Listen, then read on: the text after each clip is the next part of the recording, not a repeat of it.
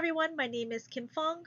I am a doctoral practicum student with the University of Tennessee's Center for Pet Family Wellbeing and the One Health research team led by Dr. Claire Schuch and Kaitlyn Andres. I'm also a DRPH student from Claremont Graduate University's School of Community and Global Health. Our research study is understanding how social service agencies support families with pets in the U.S. Just a little bit of a background. Research does suggest that pets can be vital to family life and overall well-being. Social service agencies are typically the first point of contact to help families in crisis, but those individuals with pets may not seek help if pets are not welcome or if resources and services are not available for their pets. So as a result, individuals may have worse health outcomes such as housing instability, they may stay in domestic violence situations, they may sacrifice their own health needs just to remain with their pet, or they may even relinquish their pet. So far, there is little research available about the extent and knowledge of how social service agencies in the U.S. recognize or serve the needs of families with pets. We have 4 research questions that seek to answer how social service agencies address the needs of clients with pets, what factors shape collaboration with animal welfare partners, which programs best support pet-inclusive and One Health approaches, and what resources are needed to recognize pets as family. For our methods, our study is a cross-sectional web-based survey that's based on key informant interviews. It has been pilot tested prior to distribution. Participants are social service agency staff, such as leaders or volunteers, from various national, state, and local organizations.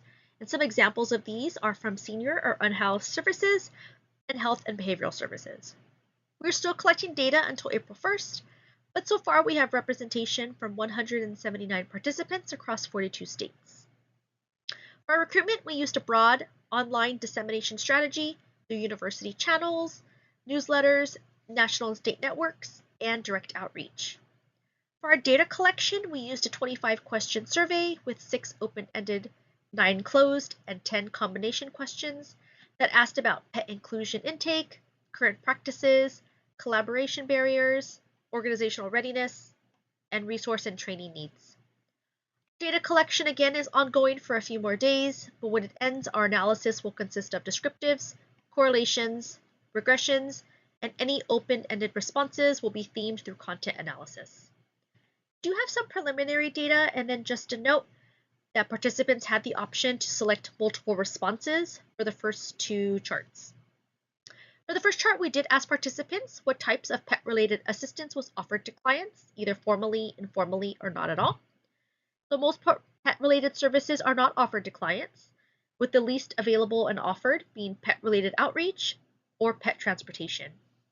However, when services are offered, it is more informally, and it's pertaining to pet food or supplies, emotional support or service animal resources, and spay and neuter information. The most formally offered resource is for pet food and supplies. For the second chart, we did ask participants what barriers make pet-inclusive collaborations difficult. Participants overwhelmingly answered that there are concerns for liability and insurance, but they also answered that housing and funding restrictions can make these partnerships challenging. In the third chart, we did ask participants if their organization collaborated with an animal welfare agency, such as a humane society or a pet food bank.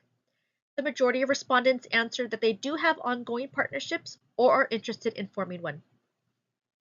Other details about our respondents include that the most commonly offered services by the social service agencies are housing, community outreach, or food services. And then just a note for this question, the respondents could select various choices. Finally, half of our respondents so far have stated that their intake forms do not ask about pets.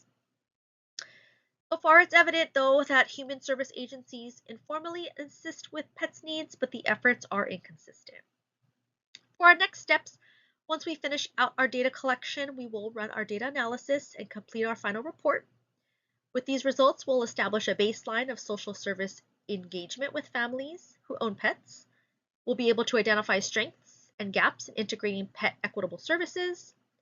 We'll provide some insight into strengthening cross-sector collaboration of human and pet well-being, and we'll create and distribute findings and a toolkit or similar resources to our stakeholders.